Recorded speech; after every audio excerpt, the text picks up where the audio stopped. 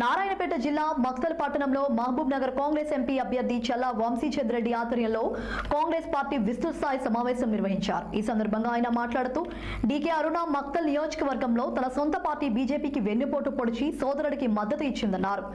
గద్వాలో కూడా ఒక వాల్మీకి బోయి కులస్తుని అసెంబ్లీ ఎన్నికల బరిలో నిలబెట్టి బీసీ మహిళకు అన్యాయం చేసిందన్నారు. డీకే అరుణ మామూలు దొరసాని కాదని ముమ్మాటికి అహంకార పూరితమైన వెన్నుపోటు పొడిచే దొరసాని అని విమర్శించారు.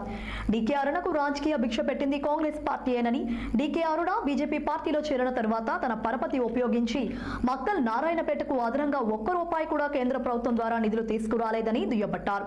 తన పరపతిని ఉపయోగించి కేంద్రం నుండి అదనంగా నిధులు నిరూపిస్తే నేను నామినేషన్ వేయను, పోటీ నుండి తప్పుకుంటాను అని సవాలు విసిరారు.